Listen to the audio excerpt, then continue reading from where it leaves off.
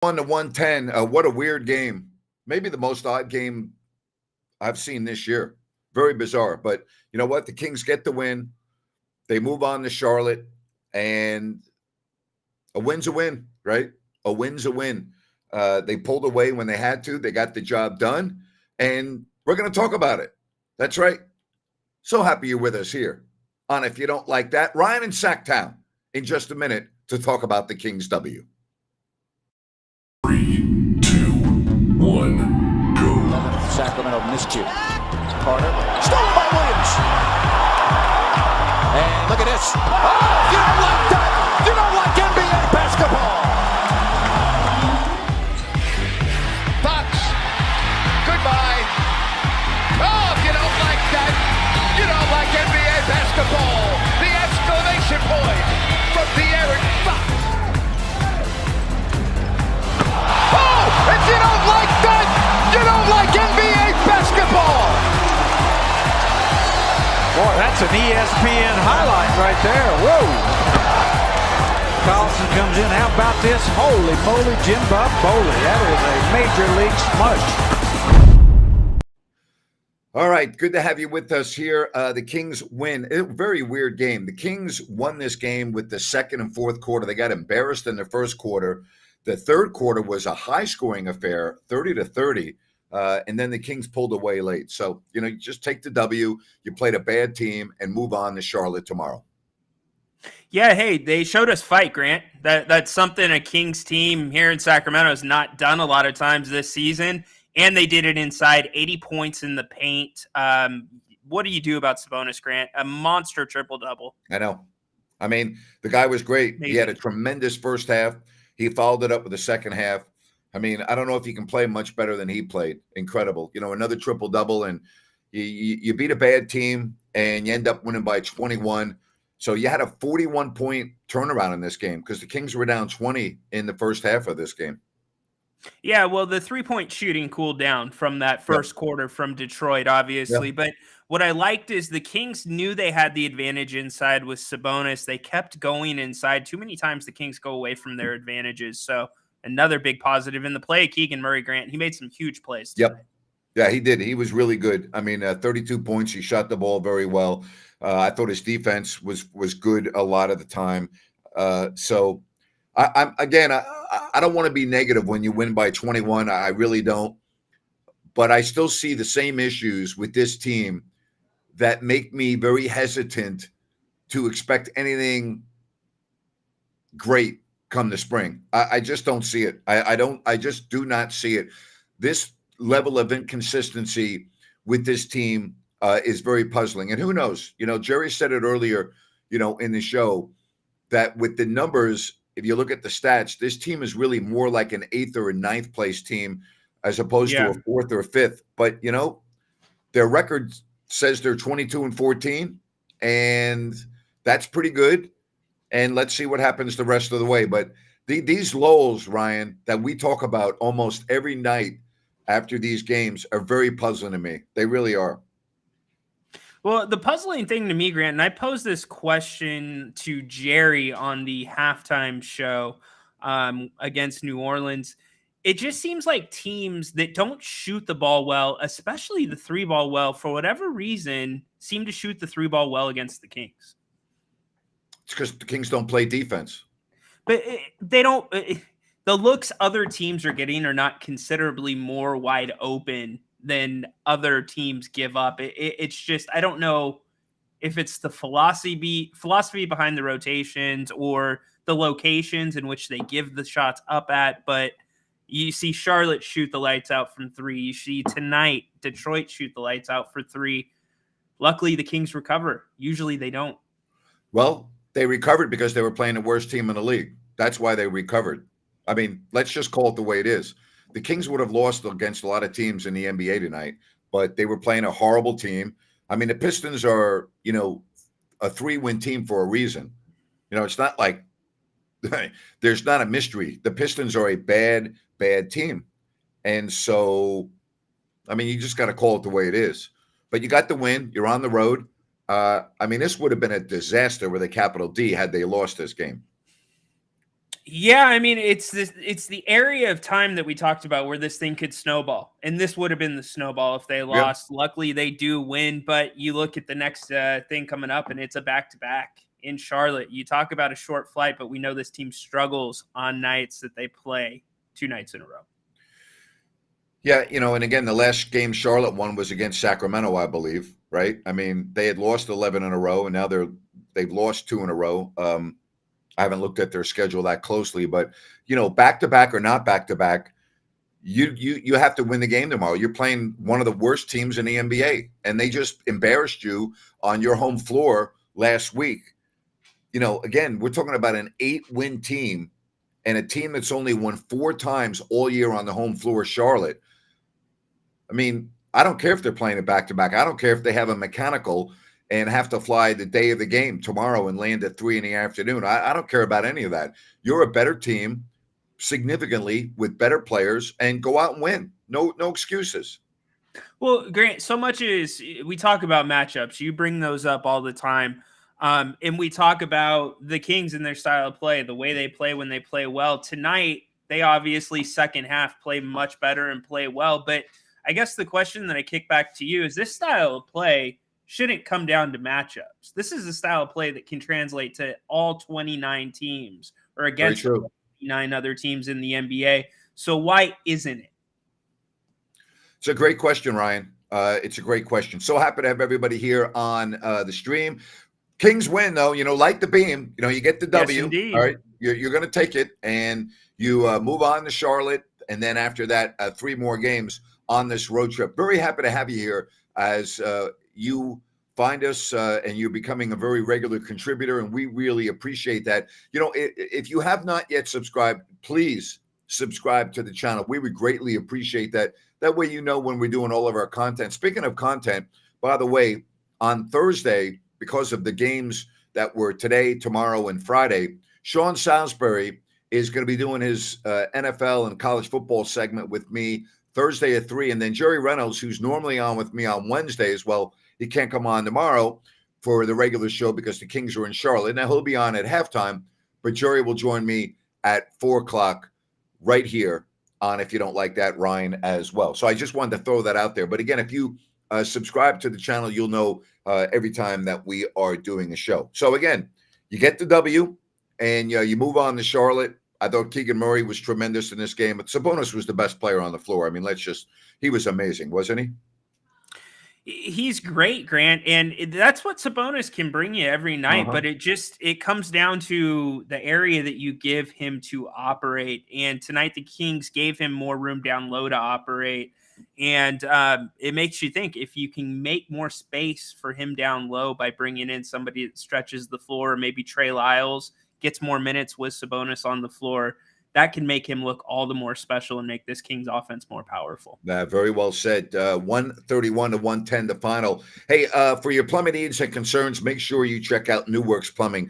They've got a fix for you, and they're available 24/7. So if you happen to have that emergency in the middle of the night, there it is. SackServicePlumbing.com, or call the number on your screen. New Works Plumbing, they're awesome for your plumbing needs and repairs. New Works Plumbing, they've got a fix for you. Sacramento 21 better than the Pistons in this game. And again, 4 more games left on this road trip. I would say anything less than 3 wins is a bad road trip, because I look at Detroit, and again, I'm well aware that Charlotte just beat Sacramento last week. That's not lost on me. But if you don't win 3 games on this trip, to me, it's a bad trip, because to me, Detroit was an automatic win.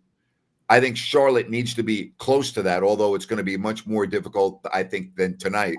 And then you got to win one of the next 3 games for me to have a good road trip. How do you look at this road trip?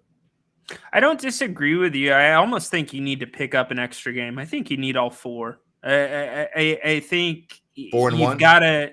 What's that? So you think 4 and 1? I think you got to go 4 and 1 just because of the losses that you had coming into this road trip. And to be honest, the team's not playing bad. I mean, they made their way through that first quarter.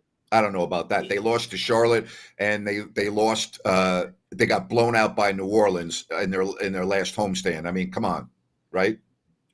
No, Grant, but I mean, on the whole, the team is not playing bad. You look record-wise, you look at a game tonight. If you look at this game from a box score only, the Kings dominated this game outside of one quarter. Okay. Yes. So I guess that's the point that I'm trying to make. Sure, the New Orleans performance, terrible. No team should ever be down 50, and you should never have a team that looks like they're okay being down 50, which the Kings did. Yep. But the team's not terrible. It's not. No, it's not terrible. They're 22 and 14. No, exactly. No, I agree with that. They're not. And I keep on saying that. But I use this analogy because of our football fans. I think Sacramento's the Miami Dolphins. The Dolphins had a very good record, and they're going to the playoffs, but I don't see them winning a playoff game. I just don't think this Kings team, as it's constructed now, is going to beat anyone in the playoffs. That's just my point. And I'm looking at the overall 82-game picture because, to me, Ryan, if the Kings do not win a playoff series this year, they didn't improve from last year. That's how I look at this season. If you're going to make the maturation process, the step, eventually this team needs to win a playoff series. Well, last year they had a thrilling playoff series. They lost in 7 games. Okay, I'm expecting now with Keegan Murray being in his third year, or in his second year, I'm looking at the evolution of Fox playing with Sabonis. I'm looking at everything else. I'm expecting this team to win a playoff series. That's how I'm judging this team. And if they don't, Ryan, barring an injury that I don't have a crystal ball to predict, right, I'm not going to call it a successful season. And that's fair. But Grant, I think for some people, sometime between the expectation of this team winning a playoff series to, before the season started, that goalpost moved for a lot of fans. It became, this team's really close to a championship, right? So if we look at this team in terms of can they win a playoff series, the playoffs change the way that basketball is played, right? And you look at the line tonight for the Kings, when you have 80 points in the paint, you want them to get to the free throw line a little bit more, 14 attempts, but they make 10 of 14, 71% better than normal. And you have a slow night from De'Aaron Fox. I mean, for me, the story coming out of tonight is the growth of Keegan Murray, especially in the fourth quarter tonight. Grant, he made 2 big boy plays, and a couple of post-game shows ago, I said there was 4 or 5 plays that he made that show what that potential the Kings see in him. So what I'm saying is the basketball tonight, I think, can translate on nights, but it's how do they capture this and put it in a bottle? And I don't think that the Kings are close to a championship team, personally. No, but some fans do. I'm not saying you. Some fans do. So now I got Adam on the stream letting me know that drinking water, out of a bottled water in a plastic, that the plastic water bottles have 100 times more microplastics than originally thought. So Adam, what do you want me to do? How do you want me to drink my water, Adam? You help me out here, Adam. Do you want me to be different than the rest of the world who drinks their water? Okay. What do you want me to do? Ryan, do I have to start boiling my water now before I drink it? Do I have to buy my water with, instead of a plastic bottle, a glass bottle? Well, that I don't even know if they make those. How do I drink my water, Ryan? Help me out here, buddy. Help me out. Well, Grant, Adam says it the best. First, you got to get a Stanley Cup. So you gotta drink your water out of a Stanley Cup, Grant. And if you get your hands on the pink one, man, now you're in business. But I love it. Maybe boil the water, get some of those water tablets, whatever. I mean, Adam, man, that's a first for the post-game show. Oh my God, that's a first. Well done. People say they can't see. Oh my gosh, you guys kill me. Oh, people say they can't see the comment screen. Can everyone see the comment screen? I have it up on I can see it. I can see it. No comments. Interesting. Do we want to get any calls in tonight, Napes? Yep, absolutely. All right, cool. Well, we're going to post the link for you guys to join. You can come on if you don't like that. Ask Grant some questions. Ask me some questions. Talk whatever you want. YouTube rules apply. I don't think we need to say anything else, do we, Grant? No, I don't think so. And we would love to be able to talk with some folks. 131 to 110. Again, it's nice to be on the air and be somewhat negative when you win by 21. But again, those are the expectations. Here's the link for you. All right. There it is. Well, all right. So check it out. All right. I don't know what's going on with my camera today. The camera doesn't like you. I know. Interesting. All right. Well, all right. Well, you know what we'll do? We got Dirk here. He's been here before. We'll take his call, and you get that fixed. So, Dirk, you are on with Grant Napier, and if you don't like that. Hey, thanks, guys. Hear me out on this. It feels like the Kings like to start out the game trying to perform with the least amount of energy possible. And then once we start to lose the game, we're going to step it up. And I think that Fox does a lot for this team, but it feels like he's the leader of the energy. And then what I saw today is when he wasn't in the second quarter, Keegan stopped acting like the little brother and was like, I got to take over. Stepped up, brought the energy. We turned his defense on Bogdanovich, I thought made him the MVP in the game, Grant, but I thought Sabonis had a great game as well. But that's what shifted everything. And Fox, something doesn't seem entirely great with Fox right now. Like maybe he was ill, maybe he's fighting something. I'm glad we were able to pull this off, but I think that challenge of Fox having to bring that energy every night is kind of waning on him a bit. And I think the biggest need the Kings have is somebody who's reliable outside our big three right now in Monk, right? I would trade somebody for Herter that has a lower ceiling than Herter, but could give you reliable production every night. And I think that would be a recipe for improvement. That's all I'll say. As far as Fox, I would agree with your assessment, but I have one area that I don't agree with you. He's a max player. He's your quarterback. He's got to be there almost every night and has to be that guy. I do put all of it on, well, not all, but I mean, I put the burden on his shoulders to basically be there every night because that's what he does. He is the motor of this team. As good as Sabonis is, Fox is the motor. And we're going to find out. And when I mean that, I mean, when Fox misses some games, which in all likelihood he probably will, he already did. Then you're going to find out. I know. And you saw what happened with the offense. It came to a standstill, right? So, I mean, they need De'Aaron Fox on almost every single night. And if he's dealing with some ailments, which most players are at this point in the season, but to a point where his productivity is such that he can't really help the team. Now, that was not the case tonight. Then I'd be all for giving him that extended rest. The All-Star break's not that far away, but it's, you still have now 11 of the next 13 on the road. I just think Fox he is that guy. And I got to tell you, I do put that burden on him. I mean, that's what he's getting paid for. You have to put the burden on him.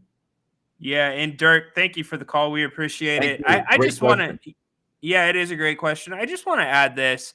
De'Aaron can be in two different zones, right? He can be in clutch zone where he's unstoppable, and he can also facilitate, right? You need him in one or two of those areas. You can't have him go blank, which is a third area where he's not scoring and not distributing. Tonight, he has 26 points, but he's only a +2. He only gives you 4 assists. You got to get more on the facilitation side from De'Aaron if he's going to be that superstar that we all think that he truly is. Spot on. I'm with you. I'm with you 100%. Again, we really appreciate all of the folks and your questions. Can't get to all of them, but Ryan is facilitating calls, and so we do appreciate that last call. That was very well done. All right. So, I look at everything. I look at is the big picture here. I don't look at game to game with this team. I look at 5-game increments. If I'm looking at the last 5 games the Kings have played, I'm sorry, I'm not into this team at all. If you're going to just look at the last 5 games, including tonight, I'm looking at a lot of red flags with this team. All right. I always try to break it down to 5-game increments.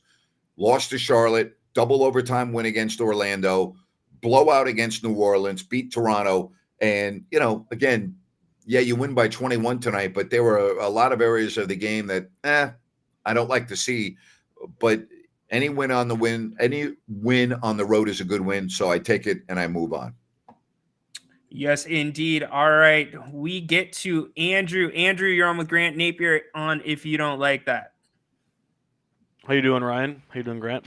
Hey, what's up, Andrew? Great. What's going on? So I'm going to point something out that's quite obvious. We've all talked about it before on the show. It is defense. I believe it was 47 points or 48 points in the first quarter. Yep, 47. I mean, they weren't playing the Boston Celtics. It's the 3-32 Detroit Pistons.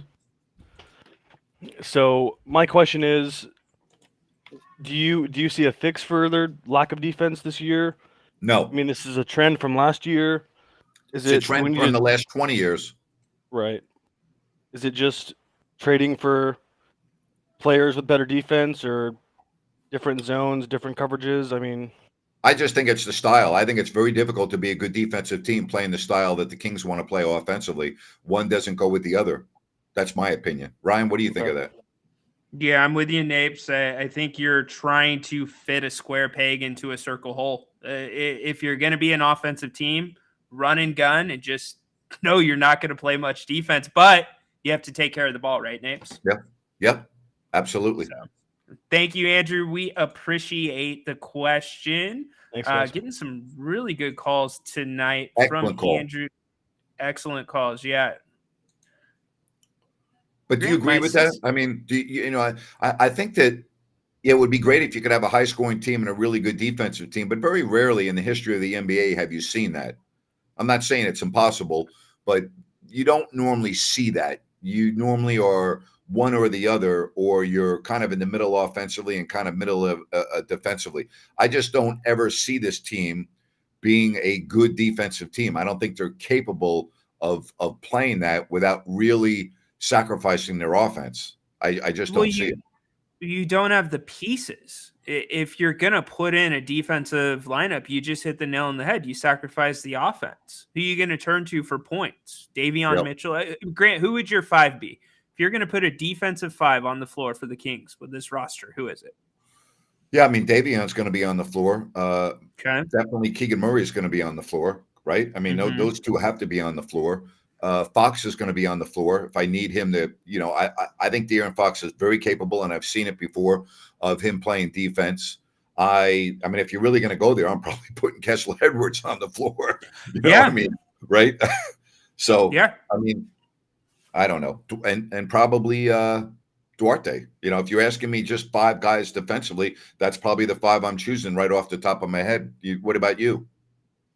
Yeah, that's probably the 5. I know one that it's probably not going to be Juan Toscano-Anderson. I mean, no. 4 fouls in his minutes tonight. I'm not sure. I know he's a Mike Brown guy. I don't know what they're seeing that Kessler doesn't give them, but that's why it's a 10-day contract.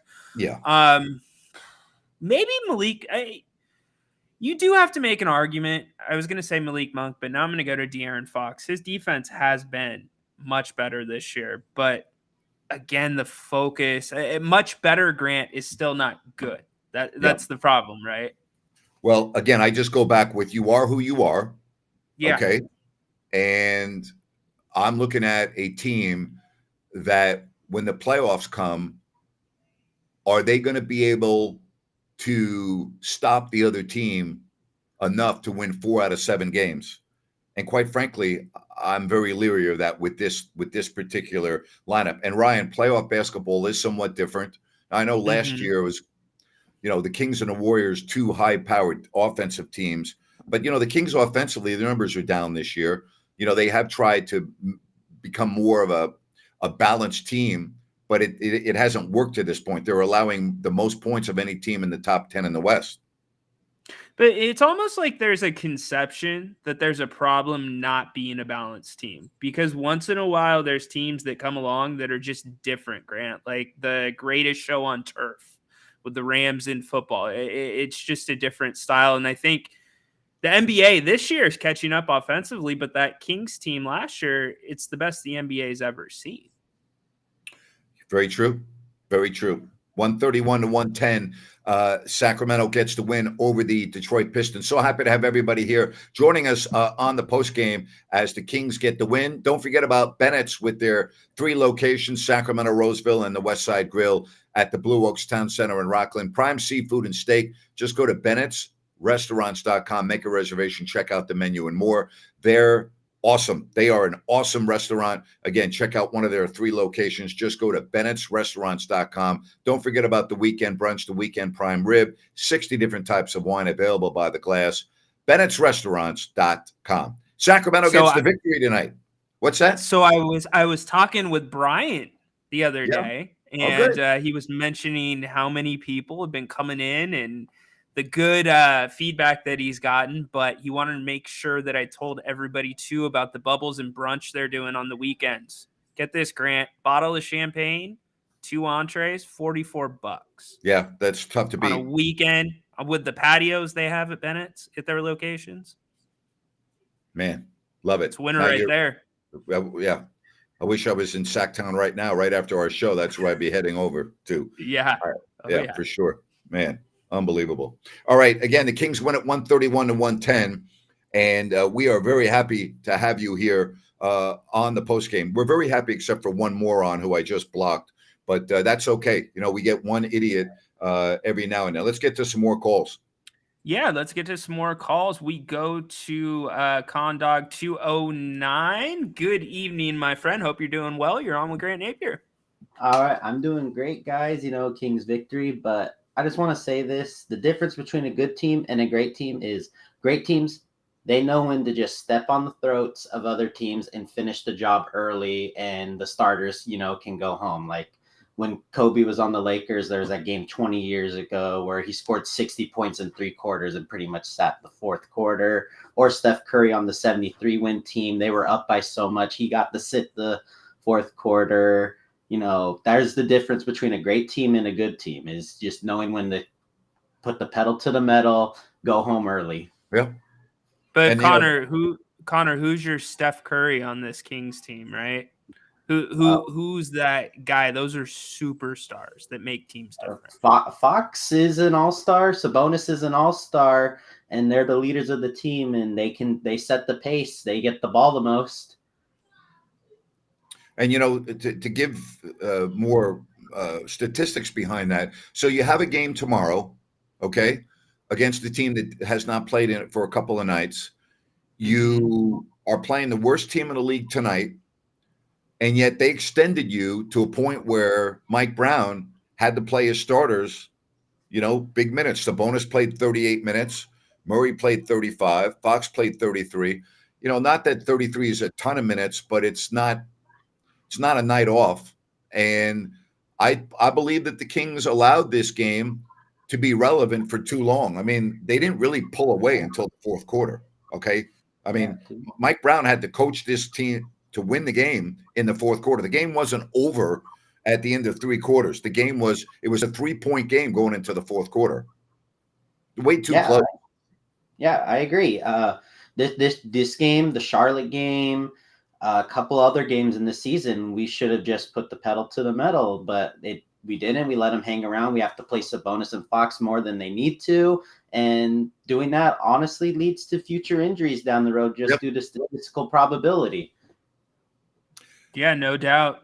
Condog, we thank you for tuning in, man. Excellent job. You always bring so much to the show. Appreciate it, man. Here's the thing about this Kings team. They've been in so many blowouts that it's going to take some time for them to learn how to win in some of these close games. And I'm okay with it. I understand the competition is not the competition that you want to see a close game against, but it's still young in the season. This team still has to grow and learn. All right, let's get to Baky, man. Let's check in. Let's go overseas. Oh, boy. Grant, you ready? Belgrade. Yeah, we're in Serbia now. Here we go. Dobro jutro. Baky, how are you? I'm Dobro jutro. I'm great. 4 a.m. Now I'm best. Yeah. Love it. 4 a.m. Yep. That's awesome. Yeah. What are your thoughts on the game? Well, normal game. If you measure the offense and defense against the lowest percentage team in the league, it's nothing. Well, the only thing I can say to you is if Tua Tagovailoa takes the game into his hands, the Miami Dolphins will win the game in the playoffs. Oh, how about that prediction? Wow. Yeah. Okay. All right. I see the analogy you're making there. Yeah. All right. Yeah. Absolutely. All right. For the Kings, I don't know. How nervous were you? Were you nervous at the end of the first quarter tonight, or no? Nope, I wasn't. Definitely not. Because it was only a matter of time when those shots gonna start falling, and I mean defense must step up sometimes in the game. Yeah. Even second quarter, And it third did. quarter. It did. I mean, if you're gonna lose this game, then what's the point? Then play for, I don't know, cheerleaders. We hear you, Baky. Go ahead. Baky, we're having a connection issue. I'm going to take you down and bring you back up, okay? See if that's a little bit better. Go ahead. It's better now? Yeah, go ahead. Yeah. Can you hear me? Let me ask you, Baky. We hear you. Yeah. What do you? I don't know. What do you think would be a good road trip? All right. Obviously they got one win. They got 4 games left. To me, you got to win a minimum of 3 games on this trip because you have Detroit and Charlotte, 2 of the very worst teams in basketball. What would you say is a good road trip out of these 5 games? What would the record be for you? I was listening to your previous talk about that road trip, but I'm going to go with Ryan this time because minimum of 4 games we need to win if we want to this successful road trip, because we lost the games, we lost from Charlotte, we lost the game against very bad team. We must compensate. Yeah. I mean, maybe they can win all 5 of them. I don't know. I'm an optimist, but who knows? But yeah, because Milwaukee's not playing well right now. Milwaukee's really struggling. Have you seen how Dame's shooting the ball? Whew. Yeah, Milwaukee is struggling, but Milwaukee team. If they go with the 1 or 2 losses, then they go very strong next game. So if we miss that game from the we're gonna follow the Milwaukee the game before the Kings. So then I wanna think about Milwaukee. But next game I think is must-win game. I agree. And from the next 3, maybe from the next 3, we got Chicago, right? No, you have Charlotte on this trip, and then, gosh, I just had a brain lock. You have still on this trip. You have Milwaukee, you have Phoenix, and you have Philadelphia. Mm-hmm. Yeah, Philadelphia. Yeah. We know how Joel Embiid looked last year against this Kings team in Philadelphia. If we're gonna have Philadelphia and Milwaukee playing on their peaks, then it's gonna be very tough to win those 4 games, Ryan. But if we're gonna steal one of them, then 4 is reachable. That's for me.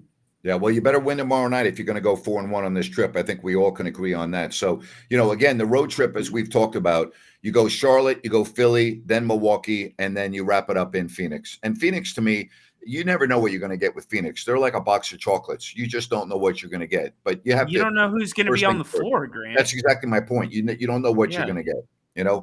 Baky, it's so great to hear from you. Go ahead. No, go ahead. Looking at the game where Dallas is right now losing a ton against the Memphis, who is without Ja. And Phoenix is Beal, but Beal is nothing in Phoenix, I think. Yeah. So they are in some kind of limbo with Beal. Yeah, well, you got to get there first. I agree with you. Baky, it's so great that you join us. You stay up into the wee hours of the morning. We appreciate you. Thank you very much. You get some sleep now, okay, please? All right. Thanks, Baky.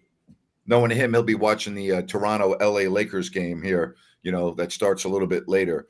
But 100%. I think that we could agree. We always talk about matchups, right? Yeah. So if Joel Embiid is on the floor, we saw what happened last year in Mhm. Philadelphia with Embiid, right? I mean, it was like a scrimmage for him. Yes. And he makes a great point about Milwaukee. They're good enough when they lose a couple of games consecutively. They normally refocus, find themselves, and they've now lost 2 in a row. But, again, you got to get through tomorrow first before you can even worry about Philadelphia and Milwaukee. Tomorrow, there's no excuses to lose tomorrow. They beat you a couple of games ago. They only have 4 wins on the home floor. They're not very good. I think they're without one of their key players. Again, I read on the injury report today. No excuses. I don't care whether you played tonight or not. Because, listen, Charlotte, when they beat Sacramento last week, they had played in Denver the night before. Right? I know. So, brutal back to back. Yeah, and they were competitive too. No, the Kings, it's one of those things where this team, they're going to have to come out and find a way. And you look at some of the guys in the starting lineup that didn't play big minutes. Harrison Barnes, you're not going to really need much from him based on the performance tonight. Yeah. So I think they're going to be just fine tomorrow night. You look at Sabonis, Fox, they're used to playing big minutes.